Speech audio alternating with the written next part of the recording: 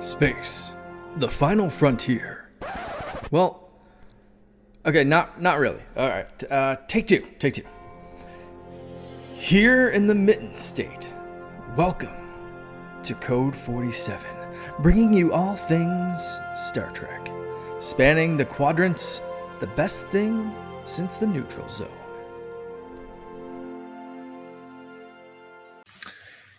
We are back again with the Code 47 podcast on the Secret Friends Unite podcasting network. This is episode 155. I am Charlie Carden, your humble servant, Trek Lord of West Michigan, joined as always by my number one in the Star Trek sense, Mr. Peter Stein. Good evening. Good evening. Excellent. We are actually recording early as I am off for the weekend with fellow SFU founder Todd Oxtra and my oldest friend Brian Cole. We're going to do some Chicago stuff, go across the pond.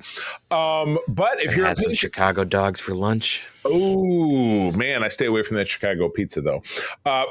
Chicago dogs with no ketchup though, right? Because I understand that is purely not. Yeah, oh, yes, and absolutely not. If you're a Patreon, though, you're listening to this over the weekend where everybody else is getting it on Monday, because that is one of the great benefits. You're going to love this segue of being one of our Patreons over at patreon.com/Secret Friends Unite. Like I said, this show always comes out at least 24 hours early.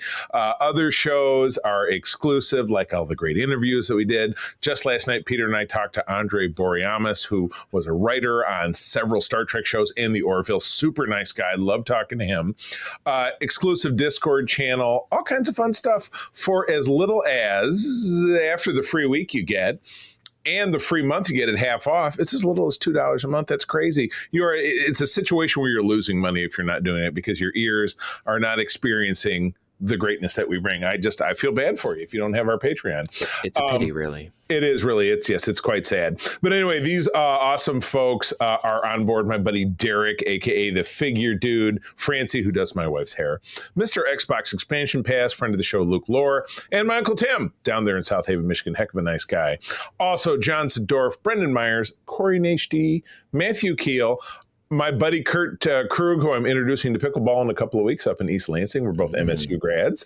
So look forward to that. Tanya Lee, Chipotle Bear, Famous Seamus, Jay Newport 007, Cam the Movie Man, Brian Osterman, a.k.a. Darth Prozac, and Mr. Freight Conductor. We are happy to have all of you with us again over on patreon.com/Secret Friends Unite. Free week, half off, $2 a month. Like I said, what are you waiting for? You'll be so glad that you did it. Peter, am I drawing a blank on any Trek news we've had in the last 2 weeks? I haven't really heard anything. No. Yeah, I feel like we had a big burst, obviously out of San Diego, new figures from Nacelle, and then obviously we had the trailer for Starfleet Academy, but we covered all that with Jo Colton when she was on with us last episode. So without further ado, we're just going to talk about some strange new worlds, and I'm wondering, Peter, of these two episodes, if we're upside down on this one, because it sounds like you didn't love on the first one, and I'm going to tell you I did not love on the second one. So let's get into it, because it was crowd pleaser plus not a crowd pleaser. Yeah. We'll see how that brings out. But anyway, we're going to talk about episode 4 of season 3 of Star Trek Strange New Worlds. It's called the Space Adventure Hour. La'an is tasked with testing the holodeck, air quotes, a new holographic simulator, and she asks the computer to create a murder mystery for her to solve. It generates a scenario where the cast and crew of a 1960s science fiction program called The Last Frontier, using the likenesses of people who have boarded the Enterprise and used the transporter. That sounds familiar. When La'an is trapped, what? And the holodeck safety protocols fail, huh? Scotty sends a message that it literally always happens. Scotty sends a message explaining that she must solve a mystery in order to end the simulation. Let's get into it. I'm having a good time because I'm supposed to be having a good time. I mean, it is a fun episode. I will give it that. Peter is not having that good of a time. So let's paint the picture. We get a great cold open. It's pulling right from obviously TOS, but it has dumbed it back to like 1940s quality level sets. You have they're doing Buck Rogers or Flash Gordon, right? in terms of exactly. like set design. And you have, a cast of 3 people instead of a cast of 7 or 8 people. If I'm not mistaken, so in this scene, they're having this faux emergency where they're facing an alien. The alien it was Rebecca, wasn't it? Wasn't it Rebecca Romaine Stamos? Yeah, based on the jaw. I mean, I didn't go look at the credits, but based on the jaw, that's who it was. And this episode was also directed by, I'd like to say friend of the show, but that's probably taking it too far, Mr. Jonathan Frakes, personal hero of mine. Look at the beard. But Peter, so it was a fun episode, but I know when you and I were talking earlier this week, you were having some misgivings about the bigger picture, the kind meta of narrative behind it. Yeah. So talk to me about that. So so the issue with this that I took is I couldn't figure out if it was just an homage to TOS or if it was just kind of making fun of it in the sense that it was made in the 60s, and so to some people like to say it's just cardboard sets and it looks cheap. And then we had the Zap Brannigan style Shatner acting because it was taken up to 11, 12. It was 12. TOS and like ramped it up even more. So there was that. There was even like the alien, which is funny, but TOS would not have someone holding ski poles. Like the makeup was gooky, but it wasn't that level of bad. So like it was interesting how you had like the set design. You had panels that looked like they were pulled from a fan recreation of the bridge of TOS. You had all of the original sound effects that were undoctored. So they weren't like modified with the extra little bleeps and bloops. Little phaser noises and the transitions with the screen and everything. All of the sounds they recreated in the recreation room. Yeah, they recreated the 60 a shittier version of the 60s opener with the original title text. Without like the 3D effect. So that's like it's hard to like is it an homage? Is it making fun of it? Feels like it's making fun of it. And then you also have like you have stand-ins for like real people. Like they're fictional takes, but like Gene Roddenberry's doppelganger is a schmuck, which he did have schmuck tendencies, but it just feels weird to do that. Yeah, and of course we don't want to speak terribly ill of Gene because we love talking to his son Rod. I'm just saying, like the main thing I'm thinking is like Alexander Courage and him writing lyrics, and that was a little underhanded. Star Trek. Yes, that was a little underhanded, but like so they're showing the Roddenberry version to be a schmuck, and then my great aunt gets murdered on screen. I'm not sure what I think of that. Your great aunt Lucille Ball.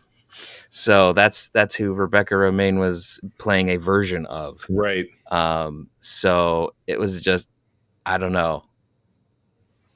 And then there's like this whole thing with Uhura's character, who I don't know who she's what she has an analog to. I couldn't figure that out.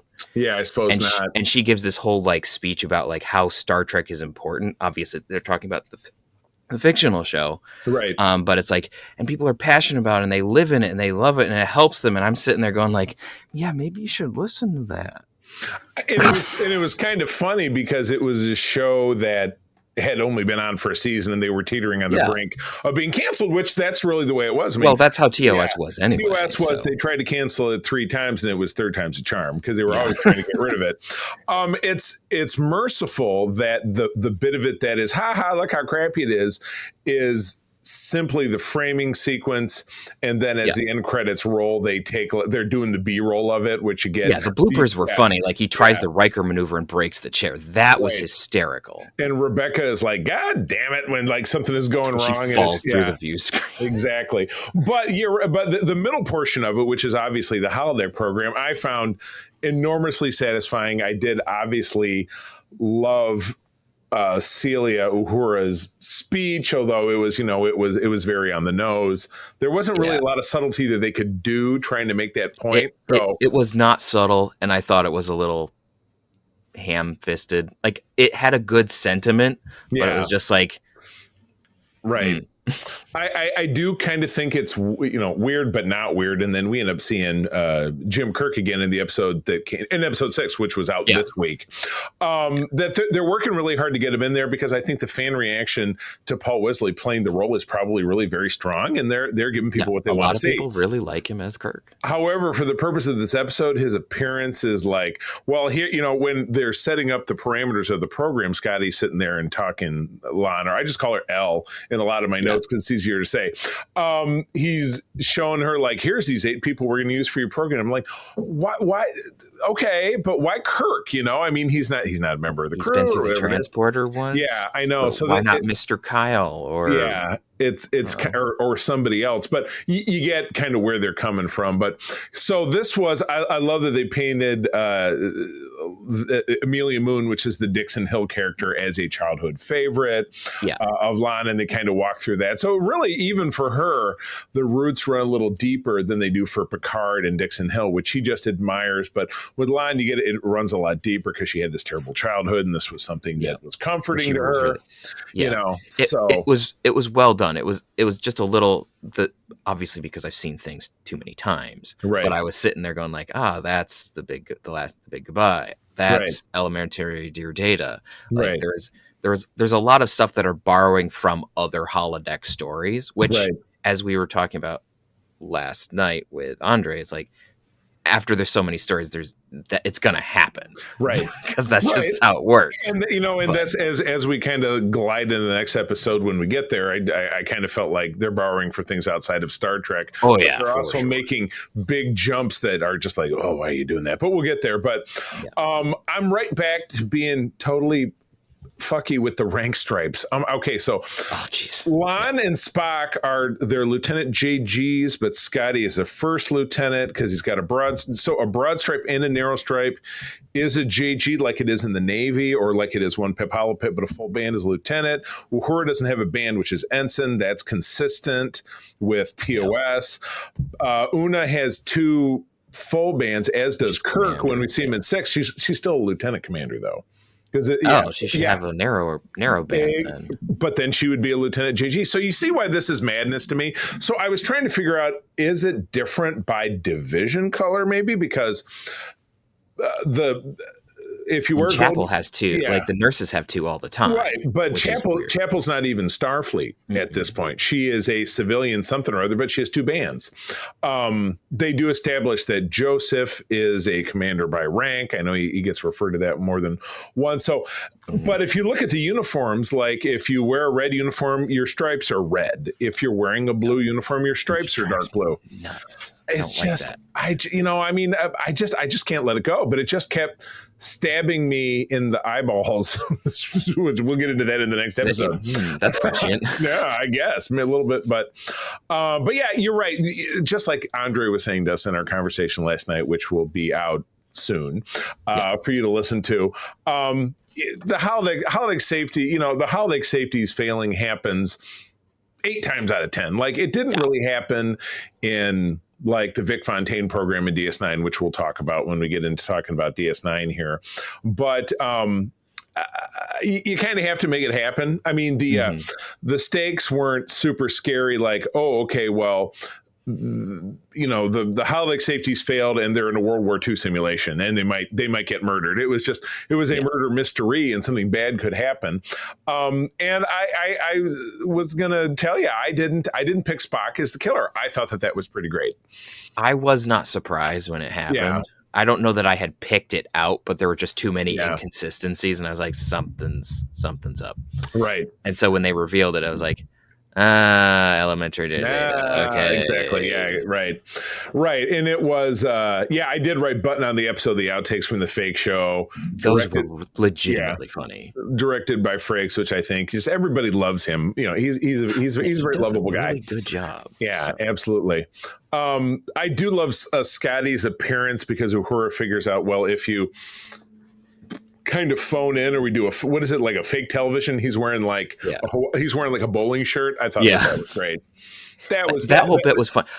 The one thing that I didn't quite like about it is that they seem to not be letting Scotty kind of do things on his own. Right. Throughout his appearances. Like, he does a lot, but he doesn't have here's the solution. Well, it could be they're trying to stretch his. I mean, he's about 5 years away from being the Scotty we know. No, I get it, but like he should have at least 1 or 2 moments where he can do that. Mm-hmm. And like every time we've seen him, he's always had Pelia looking over his shoulder. This time it's Uhura looking over his shoulder, or it's Una looking over his shoulder. Like there's always someone who's helping him. And Scotty is a genius, and we need to be able to see that, other than him cobbling shit on the wall. Right. And so it's for me, it's just one of those, like, let the character do something amazing at least once, because we do need to know that he is a genius and can come up with things on his own.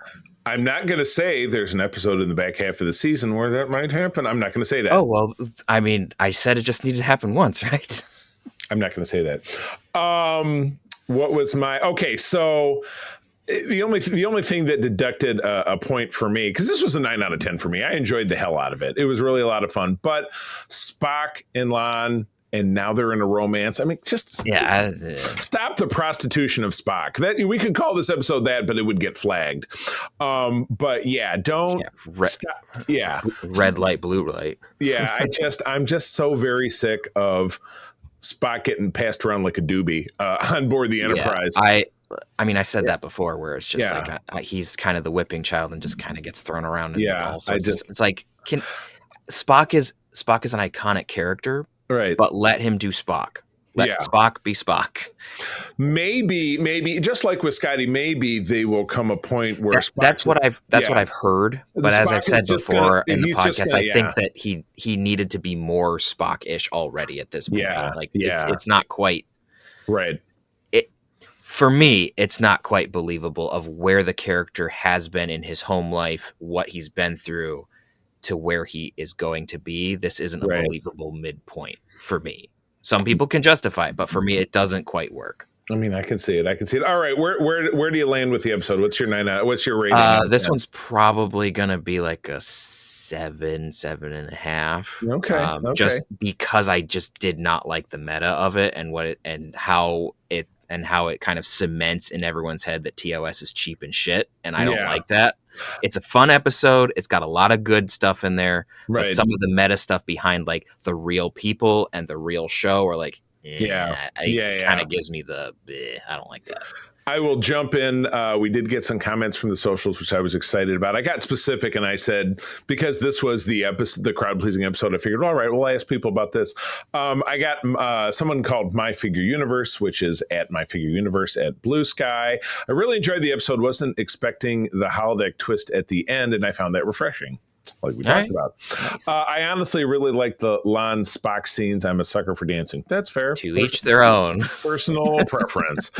Schloss Ritter, who is a big player over on our SFU Discord, they seem to be alternating between serious and silly episode. Good balance. That is correct. That seems right. Because if it was all serious and misery, this show would be called Star Trek Discovery. Did I just say that out loud? No, I didn't. Joan Lansbury, who's one of our followers over on Blue Sky, I loved everything about this episode. Okay. Fair enough. Works for me. Fair enough. Okay. Well, that's going from something that I'm enjoying to something that maybe not so much. Episode 5 is called Through the Lens of Time. Medical assistant Dana Gamble joins an archaeological expedition led by Chapel and Corby, my least favorite couple, exploring an ancient temple-like building. When Gamble picks up a glowing orb in the ruins, it explodes in his face, blinding him. Ooh, bad day at the office. Or bad day out of the office. After he is transported back to the Enterprise, the temple locks, trapping the rest of the away team. He should have pulled his Arnold. I knew I should have stayed home today. Yeah, right. I'm not even supposed to be here today. From Clerks, which, we need to get into that.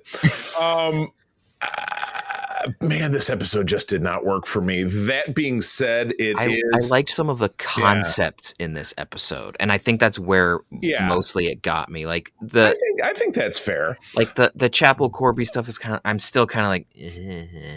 Well, every episode where Chapel is featured as a major character makes me hate her more, which sucks. I've met Jess Bush. She was on the cruise when we went the first time. She's delightful. She's a lovely person. She absolutely, and this is her first. I remember this from my research. This was her first major role in North American television. She came over from Australia, and this is her first gig, as I understand it. So that's a pretty good first gig. Landing on Star Trek, getting a gig for life, and getting an iconic role from the original series that was portrayed by Gene Roddenberry's wife. Joe Parrott. Yeah, exactly. So, I mean, but this portrayal of Chapel just makes me want to punch a baby. And she just infuriates me. She's every self-centered girlfriend that anyone has ever had. And excuse me for speaking as a cis white male, but I've dated women like this. I've wanted to get serious about women like this. And she just treats Spock like dirt. Do you notice how she's making a mountain out of a molehill just in the turbo lift when they're writing, trying to get him to talk about, well, are you upset that Roger's on board? Are you upset? It's like, bitch, don't talk to me. Okay. No, I'm not. I'm doing my own thing. Like, she should know Spock at this point. If he wants to talk about it, he'll talk about it. Especially this version of Spock. Yeah. Leonard Nimoy's Spock, probably not. Yeah. But this version of Spock, if he wants to talk about it, he'll talk about it. Leonard Nimoy version of Spock chucked a bowl of Plomeek soup at the Major Barrett version of Chapel. But if he's angry. Yeah. And then one scene I did value was Chapel confronting Lon or L and being like, Lon's being like, let's not be women who do this shit. He and I, we're doing the thing. We don't have labels. We don't have expectations, which means they're probably just dancing and then banging. Sorry. That's kind of how that works. Yeah. Let's bang. Okay. Let's bang. Okay. I can't make that the name of the episode, but I want to. It's a Mass Effect meme reference, but yeah. Bang, okay. This is when they're in the I was going to say the escalator. That kid is back on the escalator when they're in the turbo lift together. She's like mumbling and grumbling and biting her lip and says, "Back, why are we all so quiet when we need to talk?" And I said, "Bitch, we don't need to talk. Why not put Chapel next to the hull where they need a window because she's transparent. She is just so thirsty to get his attention and just say, really they're trying to like do the whole of how she's like still pining after him in the original series, right? And like, let's still do that. It's like gross, and we like know especially because she's in an active relationship right now. And Corby is going to run off because he disappears. She doesn't see him for several years, and then we get him back in the episode in the cave where Kirk is holding the big penis. Yep. What are little girls made of? Yeah. What are little girls made of? That's an episode. Yeah. And somehow he going from sorry about the spoiler alert for a 60-year-old episode, he loses his accent when he becomes an android because he's got an accent here. That does it. It is one of the things that when you recast, it's always a little funny when you're like, hey, we're going to recast and now this person has an accent, or if they did, now they don't. And it's like, right. They did that with, you can change how they look, but they did that with the dude who was Sarek in the JJ movies. He had a big, thick British accent. And I'm like, Mark Leonard was from South Haven, Michigan, which is my mom's hometown. Yeah, they don't talk like that there. He speaks Midwest. Yeah, exactly. So, but anyway, now we're off the rails here. So they're really teeing things up with Joseph, having a buddy cop speech with, I started calling him New Guy Nurse because I forget his name. And then later on, I gave him a different name, which I won't say just yet. It's not dirty or anything. I'm like, they're really teeing this shit up that something bad's going to happen to this kid. It's like, come on. Yeah, it's definitely one of those, like, I remember how Discovery did this, like, horrifically with, what's her face? The cyborg. Was it Aaron? Ariam. And how it's like, hey, let's give her a focused episode, and then she dies in the end. And it's like, guys, stop doing this. It's the most absolutely classic trope, which I just said is the buddy cop speech when two characters have a moment where they're like, I love you, man. No, I love you, man. Or add like trope to trope. He like hugs him, and it's almost like a thanks, Dad. Oh shit, I shouldn't call you Dad. You're my boss. And it's like, and I talk about the show all the time. Fox's 24, which is a very favorite show of mine from the early 2000s. There were two characters that were married. One made a big sacrifice for the other. They both lived, but the character who made the sacrifice went to jail, then got out of jail, ended up back in the plot line to the next season, and his wife was the big boss, and he ends up saving her life, and then they reunite and have a big hug, and he's like, everything's going to be fine now. I'm going on this mission with Kiefer Sutherland, and then he gets kidnapped. Yeah. No, he lives. He did live. He lives. Okay. But it was like, everything's going to be just so great now. And then he's going to get shot in the face by the bad guy. Yeah. So no good.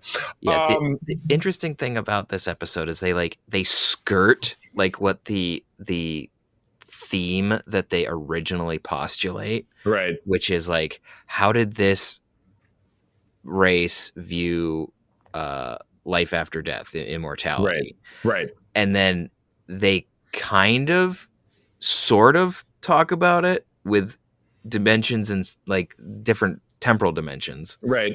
And then it's like, oh wait, no, it's a prison.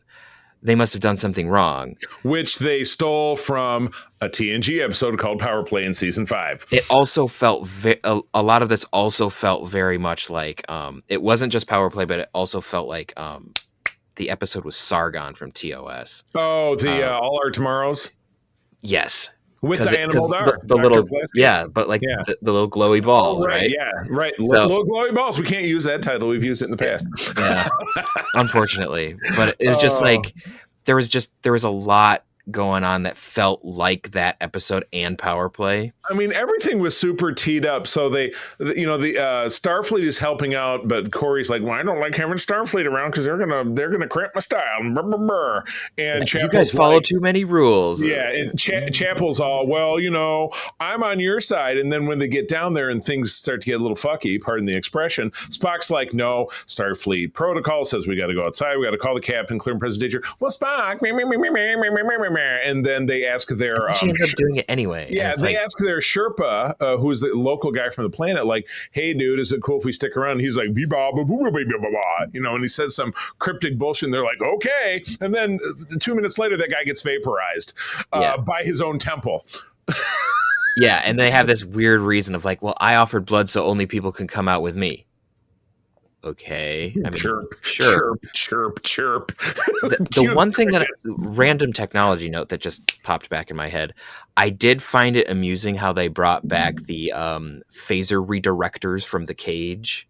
Oh yeah, there you go. Where they can beam ship's power down to the big to the apparatus, the little cannons. Like they redesigned it, but I thought that was kind of that was cool. It's kind of neat. I like that you brought that back. So I wrote I thought blood sacrifice and blood magic. I wrote it reminds me of Peter Venkman from Ghostbusters. I love this plan. I'm excited to be a part of it. Let's do it. When they were going to vaporize the temple to melt the marshmallow man. Yeah. It is kind of like that. So we then get a crisscross with Temple of Doom from Indiana Jones because there's dead bodies on the ground. Mm-hmm. And then when we're finally ready to get out of it, it turns into a leap from the lion's head will prove his worth. Oh, man. From the Holy Grail. I was like, where's the fucking Holy Grail at the end of that thing? Then they push a button and they get out. I just wrote, this whole mission is fucky. They can't take another landing party down because, we don't want to piss off the local government. And it's like everyone's dead or not there. Oh, and random location note. I'm pretty sure this is the same canyon that was used in the movie that should not be named. It was also used to represent Talos 4 in season 2 of Discovery. Yep. So I wrote one of my early working titles for the name of the episode is Stop Trying to Make this Toronto rock quarry happen. They're trying to turn it into Vasquez Rocks. Yeah. I was just stop saying the rock quarry, Janet. It's not going to be a thing. Exactly. Oh my God. So from all of this, and then the bad guy they identify, which is in the male nurse, because he starts changing. He starts going back and forth. Grabs one of the balls. It blows up. And then he gets possessed after it eats his eyeballs, which is totally fucked up. And he's killed, so he's a zombie. And they identify the creature as Vesda. Does that sound at all like Vecna from Stranger Things? Because that's the big bad in the previous season. I'm like, you guys, come on. And then the dumb thing is, that this idiot is going to come back because they store him in the pattern buffer instead of like. I cannot comment about that. It's kind of it's a Chekhov's gun, but it's one of those like. You know what? Scotty says, "Where'd you send him?" Nowhere. I'm like, it's please like scatter his molecules like you did in the Time of the Wolf episode. The Wolf in the Fold. Wolf in the Fold. Like, please scatter his molecules like Wolf in the Fold. Why did you put him in the buffer? No one wants that. This is pushing the tee onto the ground and putting the golf ball right on top of it. And you know what? It's a shot that I would hit. It's a shitty shot. Yeah. But Marie Battelle wanders into the room when Eye Socket Boy, which is my name for him now, is having a thing, and they go full Profits versus the Power Raid. So tie back to DS9. Yeah, which they go full kung fu fighting. Man, they're throwing each other around and all this. I'm like, damn. Which then throws into the whole question of what does she have in her? Because clearly, when they had the Spock thing, there's something with the Gorn about that, and so it's I don't know. It's like, okay, what are you doing with this whole Gorn thing? And now there's this other thing connecting. What are you doing? I'm not loving it. So this is maybe it'll make sense later, but right now I'm just like, I got to be honest with you. I did watch episode 10 earlier this week, and I was satisfied with the way that it ended. Yes, do they wrap this up a bit? Yes, they do wrap this up in completeness with the little bow. And I'm sorry to jump ahead. I can't say anymore. It's not allowed. Nope, that's good. Yes, absolutely. I was starting to write because I haven't seen this episode in like 2 months because I watched the screener when it came out. But I was listening to Pelia's episode as she was wrapping it up, and I'm like, that's a little hacky until she goes, God help us all. Oh, don't forget, Erica's dumbass brother, which is all I refer to him at in the notes because I can't stand him, is here, and he's part of the away team. So I'm like, dumbass. Let's bring, why don't we bring Grandma on the away team? It's like, let's beam down to a dangerous planet and bring a bunch of random ass, some Starfleet, some obnoxious civilians, that would be Corby, and then the dumbass brother. Who his tech does help the plot. Kinda, but he's also like, it's like, oh, we're in a different thing, and there's this special algorithm that the AI is running. It's like, stop using AI when you don't understand. Like, stop. It's not a magic word. You can talk about the computer being able to process stuff. Stop using AI as a magic word. I got 2 words for you, and it's the analogy from the MCU: quantum realm. Yeah, basically. But everything goes along with the quantum realm. But it's just like this thing has a very sophisticated AI that can help it see through different dimensions to pick up things. It's like, that doesn't. No, you have to program this differently. That's not how that works. Stop trying to make fetch happen. Oh my God! It's another one of those. And then, there was a lot of just stuff that was very, very strange. In the end of it, yes. Anyway, I was starting to say about Pelia's speech. She did, God help us all. Do you want one for the camera? So it's like Carol Kane did find that little gag that they went back to one or twice. That was funny. I mean, Carol Kane has always been magnificent, and she's the Pelia role is she's the ultimate comic relief. She's perhaps the best that Star Trek has ever had, quite frankly. Yeah. I can't think of anybody who does. I mean, Armin was terrific as Quark in a different way, but I think Carol Kane. I keep wanting to call her Carol King. Was a wonderful singer-songwriter from the 70s. She's Carol Kane, who was on Taxi in the 70s and a wonderful comedic actress, and she's great in this role. Yeah. Another random thought that I had while I was watching this was there's the audio show that I help with. Yeah. There was an episode that we did. Well, I wasn't on the team yet, but there was an episode that was done that was they picked up the personification of death, basically, and shit happens. But there's some moments that the Eyeless Wonder has with Joseph. Boy. Yeah. I couldn't remember your nickname for him. So, close enough. So where he's basically trying to manipulate people and show them doom and stuff. And it felt very much like that. Yeah. So it was just like, huh. I can't say that I can't say that like anyone's listening to the show that I help that's writing for Strange New Worlds, but it was just a weird coincidence that it was like, I've heard something very much like this before, but not on an official Star Trek thing. You never know. No, all right, don't. So to rate this, this one was down in the dismals for me. This is a 6 out of 10 for me. Yeah, I mean, I'm not telling you about that there's going to be a part 2 that's going to wrap up. I can't tell you anything about that. But honestly, it's not even really a series of unfortunate events like, we did everything right and then shit went wrong. No, they just went dumb the whole time. Spock was right. Corby and Chapel were assholes. And if they were in Starfleet, Timmon would have taken them out behind the woodshed and slapped the shit out of them. It was just, it was super dumb. They didn't need to go in there. And it's not like, oh my God, we couldn't have never seen this coming. I saw it coming a mile away. You don't go into, it's like, remember in Endgame when Rhodey was saying to Nebula, he says, this is the point where spikes with skulls on the end of them come out of the wall. When you go into something called the Temple of, I can't even remember what it was, where they're going to get the Power Stone, and it was the Temple of the something death or whatever. So I'm just like, okay. This was that. It was like, it's the Scooby-Doo gang going into the house that they shouldn't go into. So but it's Scooby-Doo mixed with like an actual horror movie where everyone forgets how to use common sense for a good portion of the plot. They didn't have it to start with. Oh my gosh. All right. Well, that wraps up talking about Strange New Worlds. We're back with episodes 6 and 7 next time. Mm-hmm. And we have a special guest. I don't want to mix up the name. And sometimes our guests change because we had a guest planned for this episode, but because we had to record early, it wasn't possible. So we have a schedule. We'll see if it works out, but we do have some great guests still lined up before we're done talking about Strange New Worlds. So, all right, let's hop, skip, and a jump into part 3 of season 7 of Star Trek Deep Space Nine. Now, we are getting into the thick of it because by the end of this block, we are into the 10-episode arc finale of the series, which is absolutely incredible. But to get there, we got to actually have some fun first. Yeah. But only once before we get there, because a lot of the other shit is pretty serious. So I'll get us started. Episode 14 is Chimera. Did I say that right? Chimera. Thank you very much. Directed by Steve Posey. I don't know the name, but Renee Echevarria is doing our writing. From Feb of 99. A changeling, Laz, played by the magnificent J.G. Hertzler. Great guy that both Peter and I Which have met. Just really funny because it's like he plays Martok and then it's like, and now he's playing Shapeshifter. And you can tell that he's using a different register of his voice. It's quite an interesting performance. I know. A changeling, Laz, asks Odo to leave the station and join his search for other shapeshifters.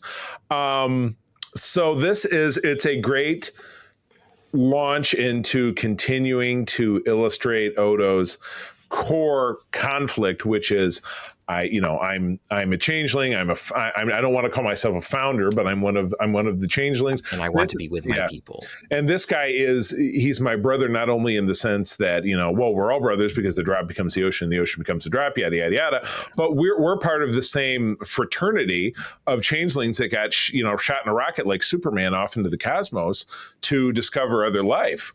So it's like I want to be with this guy, and I want to learn about what was your experience living with solids like, because this guy's been out there probably longer than Odo it has. Sounds like he's been out there longer because he had a marriage, he's been around. Yeah, he's been around, and it's really cool the way he comes about. So the episode started that it's Chief O'Brien and Odo coming back from somewhere, and they're having some small talk, and then this big flappity space alien guy flies over the top of the runabout and blobs in there, and then that's how we meet Laz. And so they bring Laz back to the station.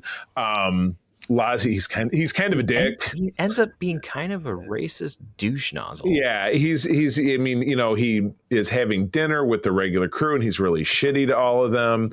And then time's gonna come that he's gonna mix it up with some Klingons, which he accidentally kind of sort of kills one in self-defense, and then they want to prosecute him for it. So he's like, Odo's going to help him escape.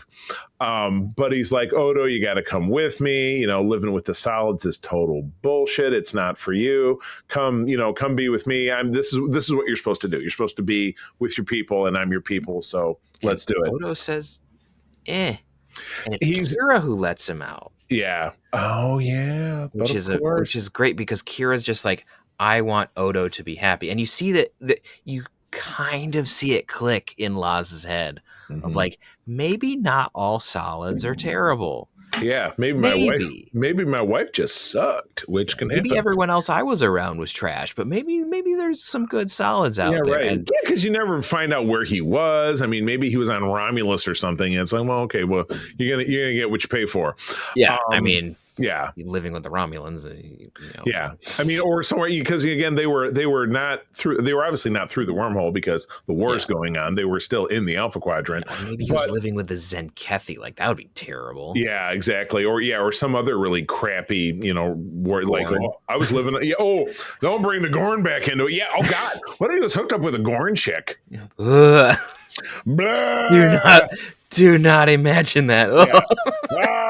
Now I want to be Eye Socket Boy. But did he have a Gorn wedding where Boimler drops in and everyone goes?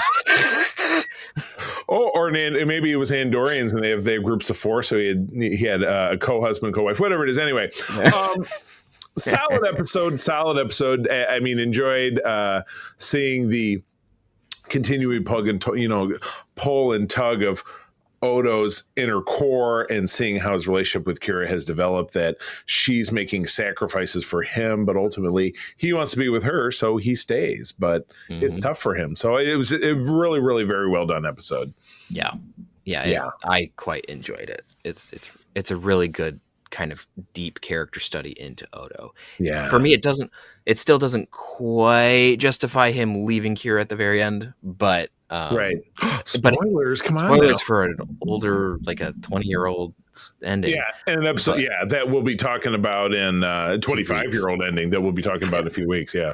Yeah. So it does give some justification. I just don't think it quite gives enough. So. Fair enough. All right, the next one is yours. This was a birthday episode. My birthday was the day before the Monday that this came out. Yeah, it was 23. All right. Episode 15. Bada bing, bada bang. Directed by Mark Vihar, written by Ira Stephen Barrett and Hans Beimler, aired on February 24th of 99. The crew attempt to help Vic Fontaine when Vic's hotel is bought by mobsters Frankie Eyes and Carl Zemo. My name is Zemo. I never really, until I watched this again, I'm like, I wonder if they kind of boosted that. It's not spelled the same. There's an extra Z, but Zemo from Marvel. Oh yeah. So yeah, not quite the same kind of character. Yeah. Well, you only really see at the end of it, but wow, yeah, this is a fun episode. Right. Like, you just, like, what's really funny is it starts and like O'Brien and Julian are trying to convince Vic to go fight on the Alamo with them. It's like me trying to get people to play pickleball, right? Yeah. Like, no, I don't think so. And Vic is just like, nah, that's not really my thing. I'm more of a singer. And he gets up there and then the computer glitches and all of a sudden there's like cabaret girls and all sorts of other stuff. Exactly. And he's just like, eh? Yeah, right. And then 2 mob dudes show up and like, hey, Vic, what you doing in? Yeah, right. It's just, Frank, and then it just gets more shenanigans from there. And, it's interesting. So they take it to the point where everybody's like, yeah, we got to, what can we do? We got to change part. Well, this was a thing that Felix, which is funny because it's another toss back to James Bond, because Felix also designed the Julian Bashir secret agent program. Yep. Said, no, this is what do they call it? A Jack in the Box or whatever it is. An Easter egg. An Easter egg. Basically, you have to solve this it's a puzzle to solve within the program. You can't just delete it. And you can't go in there and shoot him with a gun because it'll trigger a mob war and stuff. Like, you have to find, and you can't just reset the program or it'll make Vic forget everything. Right, exactly. Erase everything you've done. So, and it's funny because they're all talking about the synopsis, and Cisco walks up and he says, why don't you guys all get back to work? This is, I don't want to listen to your bullshit. And he's really harsh, but later on, the gang is developing this plan and Cassidy's a part of it. And Cisco's like, I can't believe you're doing this thing. And she's like, what's your beef? She says, well, it's a recreation of the 60s and, the incredibly racist pre-civil rights 60s where, black people like us were treated like crap. And I don't want to be a part of that. And there's a really interesting line after that. Yeah. And so, but he does come around. What's the particular line you were thinking of? Oh, she says like, yes, it was bad then, but think of this as what it should have been. Right. This is a fictional recreation of that period. Right. So it's still got this. It's still got the mobs. It's still got the casinos. It's still got the the bada bing sort of stuff. But it doesn't have the racism. It doesn't have all the fun stuff of the period. It's not the oops all racism. I'm sure there's a program like that out there. Nobody wants to play it. Quarks. I'm sure it exists. Oops all racism. He's got Nausicaans and douche nozzles who show up. So I don't know if I could end up making that the name of the episode, but I think I'm around the side of caution. Oops all racism. So in the end, Cisco comes around, and then they execute this extraordinary, elaborate plan. This very Ocean's 11 sort of just absolute shenanigans. Everybody's playing a part, and I love it how Nog is the safecracker. Everybody except for Quark and Rom, like, they stay out of it. And Lita's not in there. And Garrick's not there either. And Garrick's not there. Yeah, none of them want to get involved in this mamby-pamby bullshit. And you know what? I get it. From the because it wouldn't really be the same as for the characters, but I love it how Nog's a safecracker using his Ferengi ears, and in the end of it, they're successful. They make it appear that Frankie has robbed the casino because Carl Zemo shows up, and then Frankie goes outside and takes a little drive into the desert, I'm sure, and we don't hear from him again. Yeah, he goes.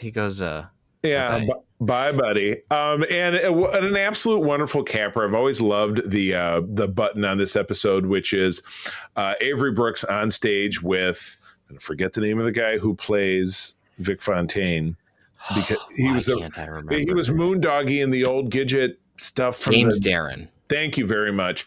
The two of them singing, not only because Avery Brooks is an incredible vocalist, but the song "The Best Is Yet to Come." Well, we're about to get into the last 10 episodes of this series, the best Star Trek series, and probably the 10 best episodes, end to end, when you put them together, in an absolutely incredible story. And again, low stakes but fun. They still accomplish things. You see a little bit of kind of interesting character interplay with Cisco, because Cisco doesn't get involved with silly bullshit, but with this he does, and it really plays off. So and there's a glorious slow-mo shot of them all getting ready to go into the Holo-Suite. They do that. That's just a great shot. I'm sure it was mostly used for the teasers for next week on Deep Space Nine, but it's just great. It was a total cool guys walk away from explosions kind of moment, like walking, and the guys are checking their cuffs, moving their hats around, ladies are straightening up or whatever it is. Oh yeah, it's good stuff. They're all just like dead staring at forward. Yeah, and then Quark watched them walk by. He's like, "Oh, what the fuck is going on? Oh my god!" Morn just kind of. Yeah, Morn does Morns. Mornily. Let's try to say that 5 times fast. Oh, good stuff. All right. Oh, this next one's yours. What a gem. What a gem. I think it's technically yours, but I can pronounce the Latin. Oh, you're right. Okay, please do. Okay. Episode 16, Inter Arma Enim Silent Leges. In time of war, the law falls silent. I did remember that. David Livingston handling the directing from a script by my guy, Ronald D. Moore. From March of 1999, while attending a diplomatic conference on Romulus, Bashir becomes an unwilling pawn of Section 31. Once again. The only non-Voyager appearance of an Intrepid-class vessel. The Bellerophon, which is the ship that takes them to and from Romulus. I've always had a note. They spend a lot of time in what is Voyager's mess hall. Now, remember, this is season 5 of Voyager was filming when this was being produced. They obviously took a day or maybe a day and a half to do all their scenes and pickups and reshoots, I'm sure, on those sets. You will remember in episode 2 of Voyager, Neelix's kitchen was a space he took it upon himself to convert out of the captain's private mess, which should have been right there. There was a kitchen in this room, which was obviously meant to be that same space. That's always driven me nuts. That's just a Starship guy thing. But it was super cool. I've always loved the Intrepid design. It's right behind. Oh, it's right behind me here. Maybe I'll tilt a little bit. Ta-da! Yes, I've always very much enjoyed the Intrepid design, so it was cool to see that. But we get Senator Kretak back again, replaced by heartthrob, 70s and 80s heartthrob Adrian Barbeau. who was in The Fog, which was a horror movie Todd and I talked about on the podcast last October. She was in Swamp Thing, which was a great adaptation of the DC comic in the early 1980s. And we get returning characters, though, recast of, I think, is Neural, who is a character we saw he's the Praetor now, but we saw him in Unification. That was the character who was orchestrating getting Spock implicated in this big invasion. Invade Vulcan, yeah. But this is very interesting. So obviously a masterful turn by Bill Sadler as Luther Sloan, or just Sloan. The name Luther, which we get later, may not actually be his name. So that's one of the things that's really great about Deep Space Nine's version of Section 31 is it's never really clear who Sloan is, who he really works for, and what he's what doing. Section 31 actually is, right, and what the hell they want. You really don't know. And I think that's brilliant. Yeah. I mean, underscore. So Bashir is tapped to find out if it's not Neural, but the other guy in this. Yeah, the Tal Shiar head, if there's an assassination attempt against him. And it's the same actor who plays Silic in Enterprise. Yep. I noticed that. I was like, I recognize that chin. Yeah, exactly. Can't get away from it. So it turns out to be this kind of wild plot he gets wrapped up in. And then he decides he can only trust the Romulan ambassador, and that ends up being kind of the right choice. Right. But in the end of it, she's the one who gets exposed because she helps him. And was Section 31 plan to get rid of her because they thought she was too dangerous? Because don't forget, in the first episode of the season, she was portrayed by a different actress. They were putting a missile base on a Bajoran moon secretly, and thinking that they could get away with it. They could strong arm their way into it, and eventually they back down. So it's not like she's some, great, wonderful human being. She's not a humanitarian by any stretch. Yeah, exactly. So was getting rid of her the more important thing to do. So I was, the way that I saw it when I was watching it is it felt like it was Section 31 or Starfleet trying to find a way to get Bashir to show that he was relying on a Romulan, even though it was technically the wrong one for the Romulan government. But it's like a Starfleet officer trusted a Romulan over his own superior officer about an assassination attempt against one of our people. Yeah. That helped to build a layer of trust between the Federation and the Romulans, and particularly the Tal Shiar, that would not have happened otherwise. So I think that this was it felt to me like that was the plan. Wow. So I didn't really ever think it through to that conclusion, but that's what makes it so brilliant. It's so layered and like so much Star Trek. You can take so much from it based on how you see it and watching it again and interpreting it differently. So, when Todd and I are very much different, we'll never watch anything twice. And I don't really like people who really get into a franchise. You can completely understand differently something on the second or third watch. Absolutely correct. So, but you know what, to each their own, I totally get it. But all right. Let's get into hilariously. Sloan dies, but most certainly is not dead at the end. Yeah, because he turns around and he's like, "Here I am again. I'm sitting in this chair watching you sleep." Well, that's a little again. Like, at least he's not sitting there with his phone. Oh, I didn't see you there. Yeah, that would. But yes, that could be a title for an episode. Oh, I didn't see you there. Yeah, right. Oh my God. So anyway, we're not done with. Luther Sloan, air quotes. Not yet. Luther Sloan around everything soon.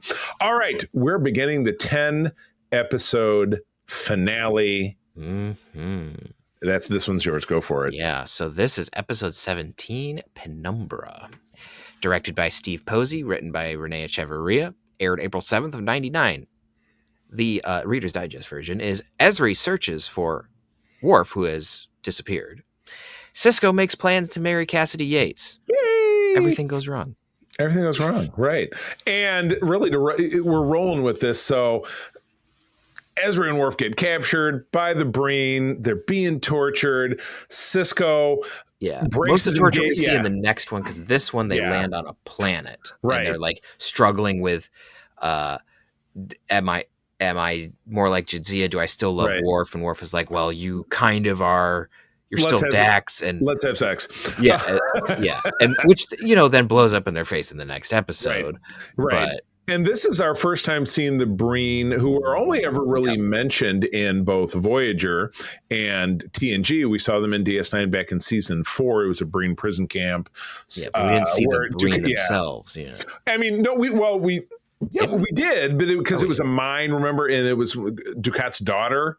I keep forgetting that we see them. I just kind of because you see them so far away. Then right, it was not really, but they get captured. So getting into the next episode, I think we'll just kind of roll through here because so much of it is the note for Cisco, though. Cisco has a vision of his prophet mom. Yeah, prophet mom, and she appears and she's like, "You can't," because Cisco proposes at the beginning of this episode to Cassidy, right. As he's building a little model house. It's like, I was hoping it would be our house. So cute. And then he pulls out a sprocket. It's not a ring. It's like a fitting. Yeah. And like uses it as a proposal thing. And so then, we're going to have a marriage. And then it's like, this is a huge thing. And everyone wants to be involved. Yeah. But then he has a vision from his prophet mom saying like, this is going to be miserable for you. You have to walk this path alone. Yep. And so then he's like, I have to break it off. Damn it. She's not there yet. So he hasn't said anything. We don't get that until the next episode. Right. But like, that's kind of what's going on in this episode, is some loggerheads about romance. Right. Exactly. You're living in the shadow of what you want, which is why the episode is called Penumbra. Exactly. Till Death Do Us Part is episode 18. Winrich Colby, veteran director, coming back. Thompson and Weddle doing the writings. Two of the top guys. April of 99. Captured by the Breen, Ezra and Wolf undergo mental torture. Cisco agonizes over his broken engagement, and Kai Wynn is like, well, there's some prophets. But she has her first vision and learns a messenger will be sent to her. And interspersed with the return of Gul Dukat on Cardassia and having some scenes with Damar, who is basically the redheaded stepchild of the Dominion and just drinking himself to sleep every night. But Damar hooks Dukat up with a great plastic surgeon who kind of turns him into a Bajoran. And this simple Bajoran farmer comes and is the messenger that... that Kai Wynn is looking for. Like, we are headed down. We're headed down kind of the shit highway. But the good news is Cisco says, you know what? Prophet Mom can suck it. I'm getting married, and still, even Kira is so devout. She's like, well, I wish I could be happy for him, but the prophets told him not to do it, and she has very mixed feelings about it. Yeah, right. I mean, as much as she loves and cares for Cisco as a friend and a mentor of sorts, he's supposed to be he's supposed to be the emissary, not a man, and he's being a man and making the choices that a man makes in his life, and it's not going to say every right to do, but right. People got to live their lives. So that's a tough one. And Nana, who was on our program not that long ago, plays that expertly. I mean, she really does. Because even when he gets the advice, and why didn't he just not tell anybody that? Well, the prophets told me not to get married. Why don't you just kind of tuck that under the rug? It is one of those weird things that he makes that such a big thing. Right. Why tell anybody about it at all? Like he said it to Jake. I get that. But it didn't appear on the Jumbotron on the promenade for everybody to read. Well, have. But. Yeah, I know, but he's running around why would you tell Kai Wynn any of your personal business? Why would you tell Kai Wynn? Why would you tell Quark? Yeah, exactly. Like you're struggling with this. Why would you get Quark involved? There is a really good moment there with Quark where he comes with the ring and he's like, I think it was one of those things that got Cisco to think, and that's why they did it. It was just like he hands him the ring, and it's like, it took me a really long time to get that. Be ashamed to waste it. Right. Which is, you know what? True love. I will tell you this as someone who was married before, very unhappy, got married again, blissfully happy for 11 years with April. Took me a long while to get there. You don't waste it when you find it because it's not around every corner. Yeah. So like it was kind of cool to have Quark of all people give him that nudge, that little bit of wisdom. Absolutely. Good stuff. All right. Well, and then we also have, just as a side note, we have Ezra and Worf doing crazy dream interpretations. And exactly. Yeah, they're still. It's funny, but it's silly. Yeah, They're still in there getting zapped, but they're imprisoned on Cardassia now. Yeah. And we still don't know why the Breen have shown up. We don't really know, but we're going to find out. Oh my goodness. All right. So episode 19, Strange Bedfellows. You wondered why. Directed by Rene Aubergine. I can't say his last name. Auberginois. Written by Ronald E. Moore. Aired April 21st of 99. An alliance is born between the Dominion and the Breen, which will prove devastating for the Federation. Ezri and Worf are sentenced to death on Cardassia. That's all that ever happens there. Yeah, everyone gets sentenced to death. Is everybody sentenced to life on Cardassia? Miles goes to Cardassia, sentenced to death. Ezri and Worf go to Cardassia. When you're born on Cardassia and you have teeth, they take one and they put it in a little box and it goes to the Ministry of Teeth. Ministry of Teeth, new name. There you go. Oh, yeah, Ministry of Teeth. Yeah, it's not the Ministry of Truth, it's the Ministry of Teeth. And then after Kai Wynn figures out that her visions are from the Paw Wraiths, she's initially horrified. But then she kind of goes along with it. She's like, the prophets have been shitting on me my whole life. Plus now I'm hooking I'm up the Kai. They can't give up on me. And yeah. This is, I think, the episode where she has a heart-to-heart with Kira, and Kira is like, okay, well, you're having these doubts and all these things, and like cool. the Paw Wraiths are going after you. Like that's a spiritual thing, I understand, but you should step down as Kai. Yeah, and because you're not in a place to be the spiritual leader of the religion of the prophets. And Kai Wynn's like, what? She was like, what? I'm in power. Why would I give that up? And you see the slimy wind from earlier. Yeah, that we've grown to know and hate. Kind of raise her head again and be like, ew, she just wants power. Ew. Oh, you know what they say about people who have power? If you ask them what else they want, they can say, well, I could use a little more power. Yep. Yeah, that's all that people who are corrupt and evil, we don't need to make any relevant examples to the world we live in, but people who are extremely corrupt and evil just really love being in power. Yeah, and it's and to cross our streams for a hot second, it's very reminiscent of that scene in episode 3. The only thing that people who have power are afraid of is losing their power. And you see that in Kai Wynn right here. Right. And then you see it later in that exact same character later in the movie when he says, I am the Senate. Exactly. Yeah. So, oh my God. But yeah, so, we have Damar kind of wrestling with stuff. We see him start to meet with some other Cardassian leaders, and something's afoot. His right-hand man, like his because boy, he's just like, why are you making decisions with the Breen without me? You're making concessions and giving away Cardassian territory. And of course, Wayun's like, is it Cardassian territory? I thought it was owned by the Dominion. It's as a loyal, citizen of the Dominion, you'll do what you're told. So here, take your bowl of gruel and shut up. Yeah, it's very much like the Dominion play favorites with whoever they're trying to put under their foot. Right. And you see that very, very clearly here. Like you saw it at the beginning with the Cardassians, but obviously Gul Dukat didn't understand that. Right. And we're seeing that play out. And then you can see it's like, oh, they're just grooming the Breen for the same thing. They just don't know it yet. Oh, yeah. Yeah, that is a line that Damar said. He says, well, don't you see it? He says, you know what? The war is taking longer than they wanted, and they blame us. So if it doesn't ramp up quickly, who do you think they're going to blame next? You're the latest flavor of they're the flavor of the week.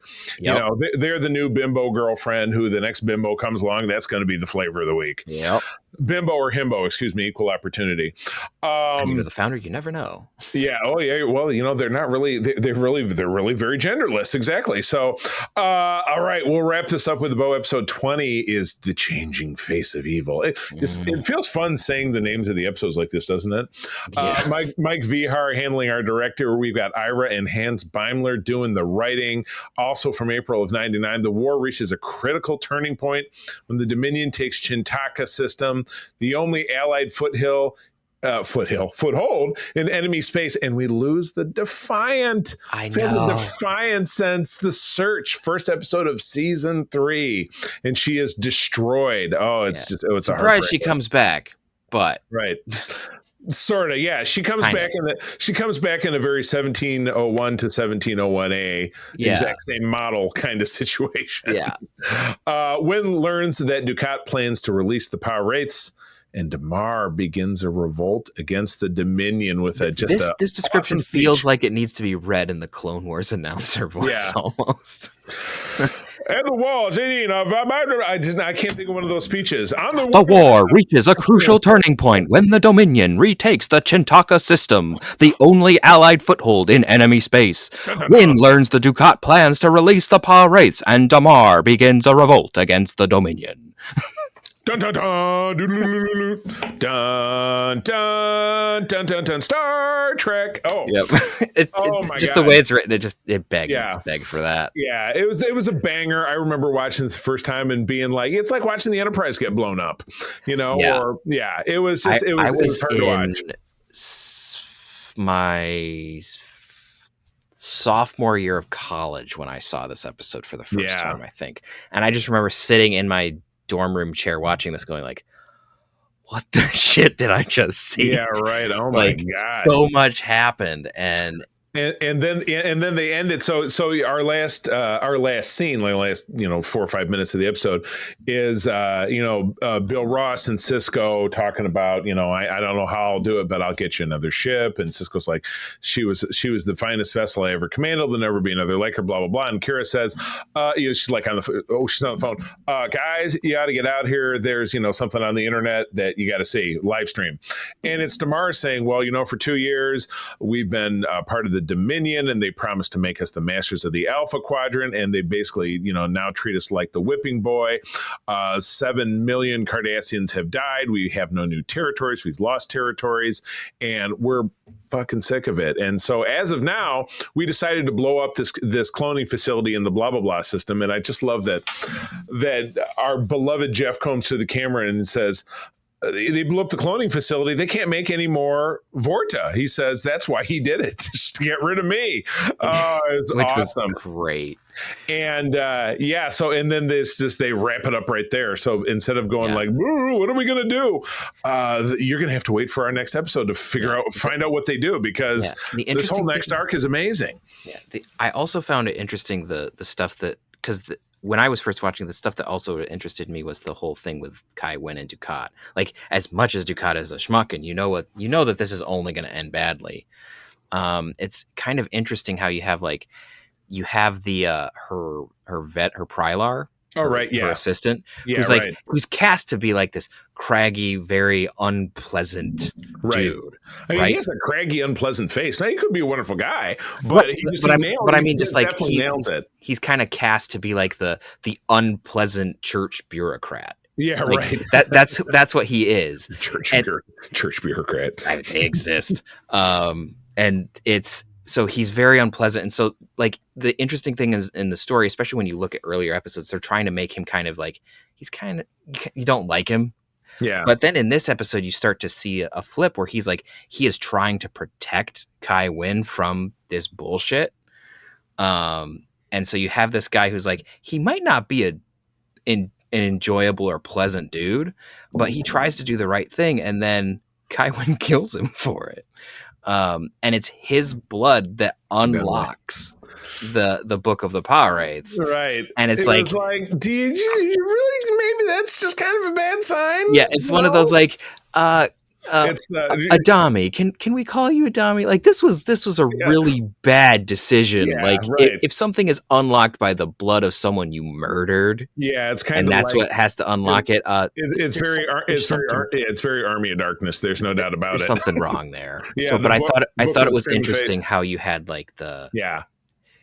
coming from my perspective, it was interesting where you had the institutional part of the religion is trying to defend itself and its leader against something that is existentially evil, right? And is doing the right thing, even though he's you don't like him. He's trying to do the right thing, and then just all hell breaks loose because they don't listen and they do what they want. He's the church bureaucrat guy. He's the guy who threw himself in front of the speeding train. You know what I mean? But he did it for the right reason. Yeah, he did. But he still died. He died on principle, but he was dead. So yes. Oh my goodness. So what a What a crazy run of episodes. And again, 4 of them are part of this 10 episode wrap up. So we get, and the 3 that preceded it aren't, we're like, well, they're rolling slow. We have 2 that are pretty pivotal, and then we have 1 that's fun. Yep. So the question then becomes, out of this 7, how do we choose? And we always find a way to do it. We always find a way to do it because that's our job. That's what we do. So if you're going to roll the dice and pick a favorite, what's it going to be? I think my favorite one might have to be The Changing Face of Evil, just because there's a lot of interesting stuff going on there. Yeah. Like it's kind of the turning point of this whole arc, where like everything just suddenly accelerates after this. Right. Oh God, yes. So it's I think there's a lot going on. Like Damar lets Worf and Ezria. I think he lets them out in the previous episode, but like he did, But like Damar actually gets some really interesting character development. Right. You have the whole stuff with Wynn wrestling with the paw race. Right. You get the gut wrencher of losing your favorite ship.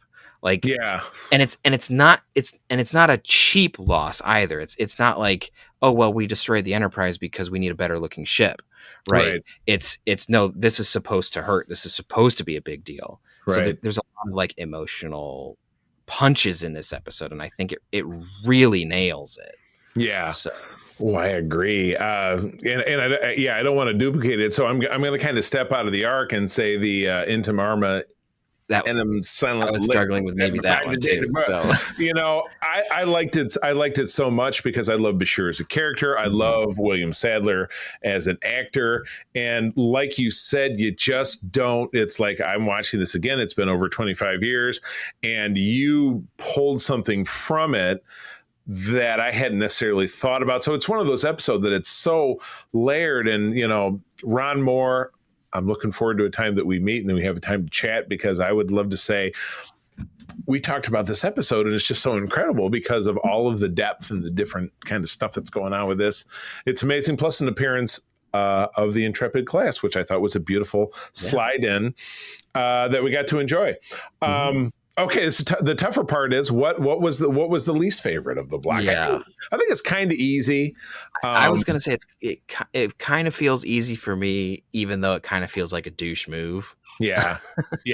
But as I keep saying, especially with this season, it's like it's only because I find it the weakest out of the bunch in a relative manner. It doesn't mean it's a bad episode. It's just if I have to pitch them against each other. I still maintain that they did not have a weak segment in this season. This was, to me, the most perfect single solitary season of Star Trek, and I would knife fight anyone to try to convince me differently. It is. I mean, Enterprise season 4 has it has a good stretch that's really, really good. Right, but this is the brand new, fresh asphalt road, not a bump in it. Yeah, so anyway, there's not a bad one here. Right. For me, it's gonna be Chimera. Same. Just because it's just relativity. It's just relative to everything else. It's just not quite as strong for me, because like the other contender would potentially be Penumbra, just because not a ton of things happen there, but there's a lot of interesting character development for Ezri and Worf, and then there's the struggle with Sisko and the Prophets. So where you're teeing that up, which that's like a pivotal thing that continues for the rest of the arc. Right. So like that's the other contender, but like there's a lot going on here, whereas Chimera, it's just, other than setting up some stuff for Odo at the very, very end. Yeah. There's not as much going on. Like it's still good. There's still interesting stuff, but it's just not quite at the same level. It's a tough one, but yeah, next episode is going to be an emotional one, because we're wrapping up what, to me, I feel like can never be achieved again, which is an ending